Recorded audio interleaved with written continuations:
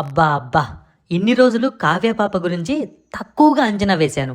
కానీ రిటైను, ఆక్షను చూశాక కావ్య ఖతర్నాక్ అని నాకు తెలిసిపోయింది. చాలా లేటుగా నీకు జ్ఞానోదయం అయిందన్నా. నాకెప్పుడో తెలుసు. అందుకే నేను ఎస్సర చదలకుండా గట్టిగా పట్టుకున్నా. అంతగా బిల్డప్ ఇస్తున్నావేంటి కమిన్సు? మనకంటే తోపుల్ని కొన్నదా ఆక్షన్లో?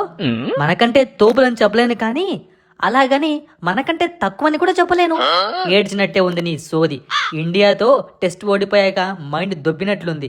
వెళ్ళి మంచి డాక్టర్కు చూయించుకో. నా బుర్ర బాగానే పనిచేస్తుందిలే. ఒకసారి మన ఎస్ఆర్హెచ్ టీం చూడు. ముందు ముంబై వదిలేసింది. ఎలాంటి టీంలో పడతానో ఏంటో అని తెగ టెన్షన్ పడ్డాను. మొత్తానికి గట్టి టీంలోనే పడ్డాను. వావ్! అసలే హిట్టర్లతో నిండిపోయిన ఎస్ఆర్హెచ్లోకి మరొక హిట్టర్ చేరిపోయాడు. ఈసారి మన స్కోర్స్ 300 దాటిపోతాయేమో. అందులో నో డౌట్ హైదరాబాద్లో పరుగుల సముద్రం సృష్టిద్దాం. ఒరే బాబు, ఓన్లీ హైదరాబాద్లోనే కాదు, కాస్త అన్ని స్టేడియంలలో బ్యాటింగ్ బాగా చేయాలి. లాస్ట్ సీజన్ ఉప్పల్లో ఉతికేసి వేరే స్టేడియంలో ఉసూరు అనిపించారు. కరెక్ట్. లేకుంటే కప్పు మనకే వచ్చేది. అసలు ఫైనల్ దాకా పోయామంటేనే మన హిట్టర్ల పుణ్యం అది. బౌలింగ్ బాగుంటే కప్పు మనమే కొట్టేవాళ్ళం. ఇదైతే కరెక్ట్. ఈసారి మనకు బౌలింగ్ లో తిరుగులేదు. షమి ఉండగా దిగులెందుకు దండగా. నాకు 4 ఓవర్లు అంటే అపోజిషన్ 4 వికెట్లు కోల్పోయినట్లే. మరి మిగిలిన 6 వికెట్లు ఎవరు పడగొడతారమ్మా? ఏంటి టీంలోకి వచ్చింది నేను ఒక్కనేనా? ఆ కోట్లు పెట్టి ప్యాట్ కమిన్స్ ని రిటైన్ చేసుకున్నది ఎందుకు? గోళీలు ఆడుకోవడానికా? వికెట్లు తీయడానికే కదా. అయ్యో ఏంటి షమి, ఇంకా టీంలోకి రాలేదు, అప్పుడే డామినేషన్ మొదలు పెట్టావు? హలో, నువ్వు ఎస్ఆర్హెచ్ టీంకి కెప్టెన్ అయి ఉండొచ్చు, కానీ ఐపీఎల్ ఇది, ఇండియా వాళ్ళది. తొక్కి తాట తీస్తా. నాకు కెప్టెన్తో సంబంధం లేదు, నా పర్ఫార్మెన్స్తో మాత్రమే సంబంధం. షమి అన్న, నీలో ఇంత ఆవేశం ఎప్పుడు చూడలేదే. కొంపదీసి ప్యాట్ కమిన్స్ మీద ఏమన్నా పర్సనల్ కోపం ఉందా? కోపం కాదురా, నిజమే చెప్పా. మీరేంటి వంగి వంగి దండాలు పెడతారు వాడికి?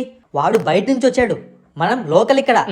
ఏంటి ప్యాట్ కమిన్స్, కావ్య పాప పొడి చేసింది దున్నేసింది అన్నావు.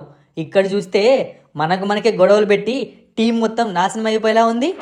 అరే, కొత్తగా టీంలోకి వచ్చాడు, నా గురించి తెలియదు కదా. నేను అందరినీ కలుపుకొని పోయేవన్నీ అని తెలిస్తే షమి కూడా మారిపోతాడు. మార్చడాలు లేవమ్మా. 4 ఓవర్లు బౌలింగ్ వేసామా, 4 వికెట్లు తీసామా, 4 రాళ్ళు వెనకేసుకున్నామా, అంతే మన పని. కాబట్టి మీరు కూడా అదే పనే చేయండి. లేదు కాదు కూడదు అంటారా?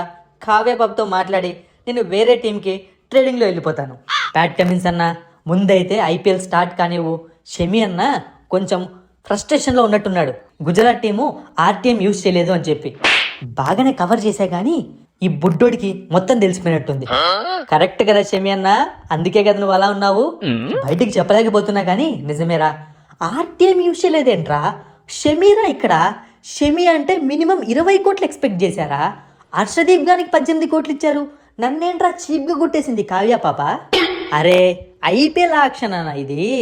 ఎవడు ఎప్పుడు పైకి పోతాడో, ఎవడు ఎప్పుడు కిందికి వస్తాడో ఎవ్వడు చెప్పలేడు.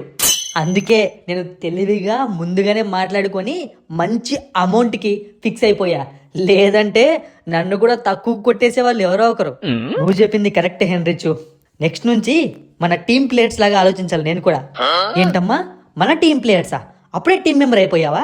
ఇంతసేపు అంతలాడిచావు. ఏదో ఫ్రస్ట్రేషన్లో ఉన్నాను, ఇక ఫ్రస్ట్రేషన్ బయట పెట్టేశాను కదా, ఇక అంతే, కలిసిపోతాం మేము కూడా. మనందరం ఇప్పుడు ఒకటే జట్టు, మనందరం కలిసి ఐపీఎల్ కప్పు కొట్టాలి. అవును, లాస్ట్ టైం ఫైనల్ వరకు వెళ్ళి వెనక్కి వచ్చేసాము. ఈసారి ఫైనల్స్ దాటి ముందుకెళ్ళాలి. నేను కూడా ఎలాగైనా ఎస్ఆర్హెచ్తో కప్పు కొట్టించాలి. ముంబై ఇండియన్స్ వాళ్ళు నన్నే వదిలేస్తారా? నేనంటే లెక్క లేకుండా పోయింది. ఒరే అభిషేక్ శర్మ, నీ ఓపెనింగ్ పొజిషన్ నాకు ఇరా. ఇదిగో ఇషాన్ కిషన్, కావాలంటే నా బ్యాట్ తీసుకో, నా జెర్సీ తీసుకో, నా వస్తువులన్నీ తీసుకో. ఓపెనింగ్ పొజిషన్ మాత్రం అడగద్దు, అది నాది. నీ వస్తువులు తీసుకొని నేనేం చేయాలరా బాబు? నాకు లేవా ఏంటి?